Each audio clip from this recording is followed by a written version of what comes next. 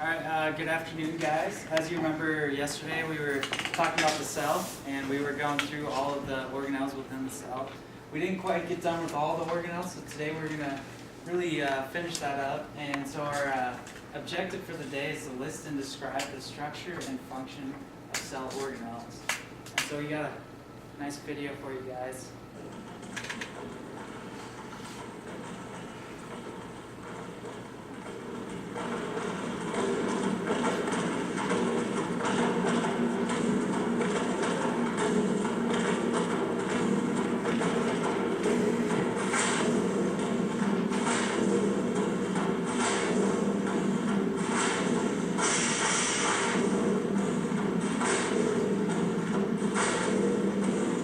Alright, so that was a quick video. What did you guys notice about it? They were making music with basketballs in a street.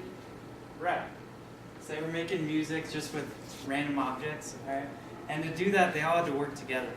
And so you can think of a cell kind of like you do with your music. You have all of these different parts of a cell coming together to make one thing and do one job. So today we're going to focus on the cell membrane. This is our last organelle that we have today. And so here's a nice picture of a cell membrane. We got this part's the membrane, this is the inside of the cell, that's the outside. And then we'll talk about everything that's going on in here. So the cell membrane separates the living cell from non-living things surrounding it. And that's really important because it protects the cell and it can select what can go inside of the cell. It's really thin. As we've talked about before, it's 8 nanometers. A nanometer is a really small unit of measurement that we've talked about. It's 10 to the -9. And so if you think about how small that is, it's pretty amazing what this does. So as I said, it controls the traffic in and out of the cell. So it's selectively permeable, so it can select what type of objects are going in and what type of objects are going out. So if there's something that's harmful, it usually can protect the cell by not allowing it to go in. And depending on what the cell needs, it can allow those types of materials to go through the cell. Like if it needs extra water, it can go ahead and allow that to come through. So it's selectively permeable. And then the structure that allows it to be selectively permeable is the hydrophobic and the hydrophilic parts of it. We're going to go into a little bit more detail here. The actual membrane is made up of phospholipids, proteins, and other macromolecules. So macromolecules are just our micromolecules added up together. So like a phospholipid is a fat tissue. Proteins are what you see in here, and then we also have cholesterol, which we'll talk about later in the class. So this is a diagram of a phospholipid. Another name for the plasma membrane is a phospholipid bilayer because it has two layers of phospholipids. This is the chemical structure of it, and this is how we see it done artistically. So we have the head up top, and then we have the two tails coming down below it. The tails are made up with fatty acids, and those are hydrophobic, so they don't like water. And then we have our phosphate group head, and that one's the hydrophilic part, so that likes water. That's why you see it on the outside, is because it's trying to get closer to the water that is on the inside and outside of the cell. So that's how we get our structure formed. And then it's arranged as a bilayer, like that. So we got our two layers here. Our heads are both facing away. They're facing towards the water. And then our hydrophobic tails are facing inside so that they don't come into contact with the water as much, because they're trying to avoid that. And then here's our chemical makeup of it. This is what they're made up of. So this is the phosphate group here. That's what we form the head as. And then these are the lipids down here that form the chain to form the tails. And there it is. And so now there's a lot of other stuff that makes up the bilayer as well. We have our proteins. Those can do transport and stuff like that to help the cell move stuff in and out. out. Like one of them more prominent one is the potassium pathway, and that's the protein allows the potassium to move quicker through the membrane so that it can get it to the cell more quickly for all the cellular functions inside the cell. And these are our filaments of cytoskeleton. We talked about that yesterday. It's one of our organelles, and that allows it to provide the structure of the cell so that we don't have such a fluid movement of the cell, and we can have more rigid structure so that we can have objects like our cells. So these little parts are cholesterol. They're important to the cell as well. They provide a lot of important nutrients and whatnot into the membrane. And we'll talk about what cholesterol is a little bit later in the class.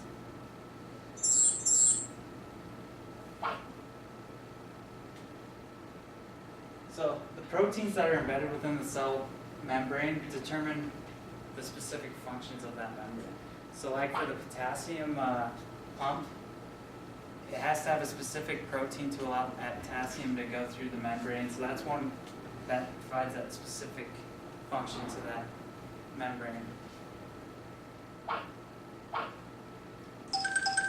We also have peripheral proteins, which are loosely bound on the surface. And those are really important because that's what a lot of stuff connects to. So it can also mark antigens. So that can help it if there's a bacteria or virus within the cell that it wants to kill. It will attract antigens to their peripheral proteins so that then our immune system can go ahead and attack that cell and get rid of it for us. And then the integral proteins are the stuff that goes all the way through the cell. So those ones are like the K potassium pump and whatnot. And those are usually channels to allow movement through the cell of the larger molecules that the cell needs.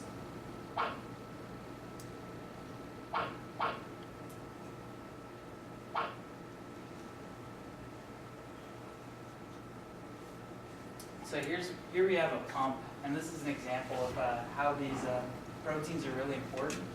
And so up in the top right, left to you guys, we have our molecule at the top that's on the outside of the cell and it's trying to go inside. And this protein is the right shape, and it allows it to go through these proteins quicker so that the cell can do it. And we have all these different types of proteins. So we have one of them attaches to the cytoskeleton, and that allows for the structure of the cell. One of them allows for cell adhesion, so that's how we get cells to combine to make larger structures. We also have our surface identity marker so that we can talk to other cells and tell them what that cell's function is. We have a surface receptor, which receives different things from the outside of the cell, and then we also have enzyme activity, which allows for transport enzymes into another cell.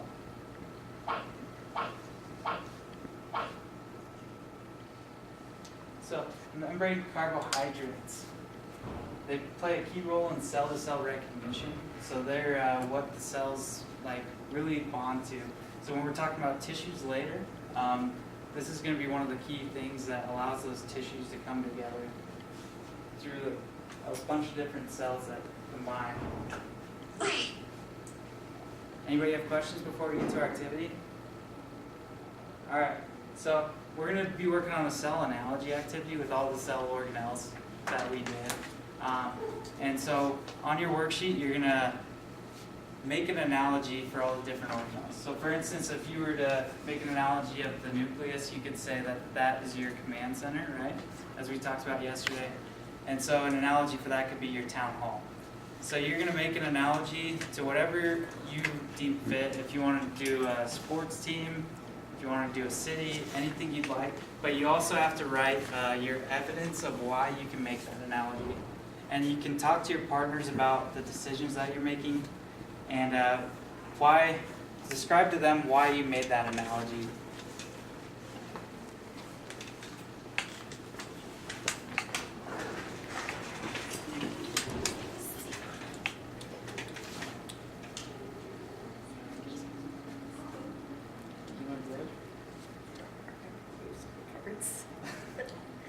So why'd you choose the town hall? Because it's the main center. So it controls everything.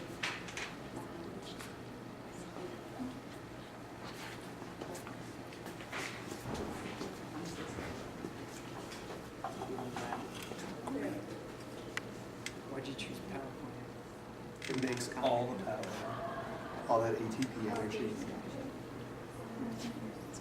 Are you doing? So are you going with the city? Then? Oh. Yeah. I don't think So, Yeah, we could have done something else. it's too late.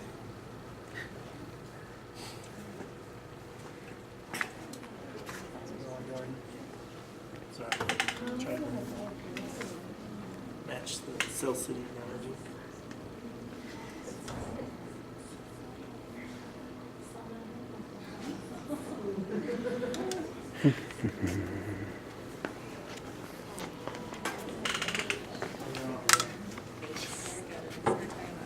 Prison mall. Sound yeah. They all do.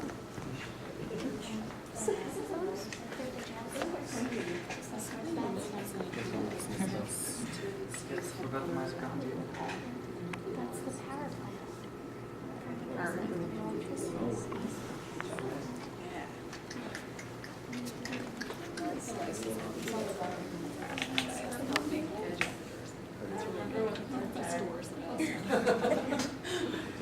Which ones are you stuck on? All of them.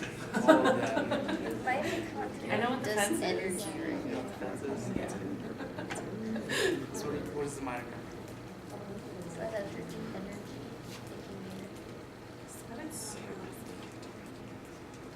She's right. It's one of these. Store too. It does. Slightly right.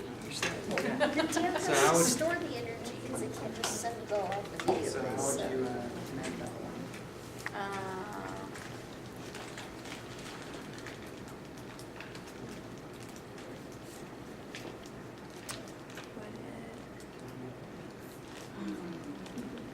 What's a wood? It's just an arbitrary Thingy that's being thing. made. Yeah. It's the main thing. It can be anything you want. Are you guys what It's a type of model Oasis. are you using? Are you doing It's really that? like the mitochondria. Yeah. 'Cause this is What about special parts? The special cards, those are your I can't remember if it's the lysosomes or the ribosomes that break things down. Which one's that? I didn't realize. Oh, is it lysosome? And then figure out what this. What is the ribosome? Doesn't it? You move stuff.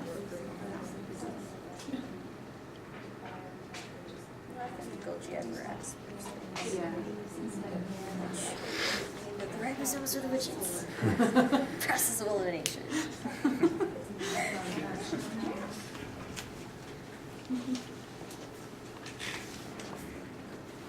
I made sure I write the explanation on there. Yep.